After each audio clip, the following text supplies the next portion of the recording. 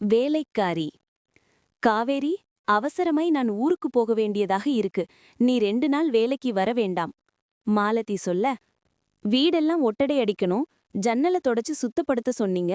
நான் வேணும்னா நாளைக்கு வந்து எல்லா வேலையும் முடிச்சிடவாமா? அதெல்லாம் ஒண்ணும் வேண்டாம். நீ கிளம்பு. 2 நாள் கழித்து வா. காவேரி கிளம்பியதும் முரளி கேட்டான்.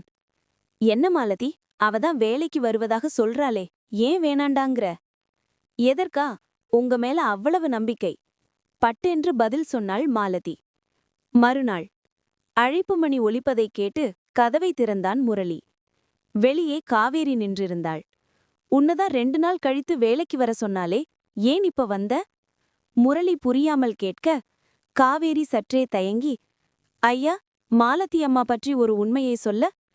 நீங்க நினைக்கிற மாதிரி மாலதி அம்மா அவ்வளவு நல்லவங்க இல்ல. அவங்க உங்களுக்கு துரோகம் பண்றாங்க.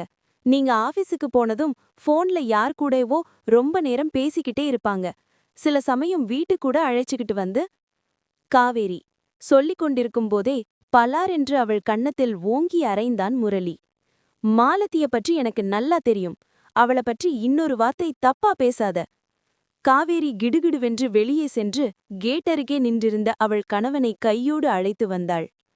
பார்த்தியா, இவர் தாம் பொண்டாட்டி மேல வச்சிருக்கிற நம்பிக்கைய ஒரு வார்த்தை தப்பா பேசினதுக்கு எப்படி கோவப்படுறாரு? நீயும்தான் இருக்கியே.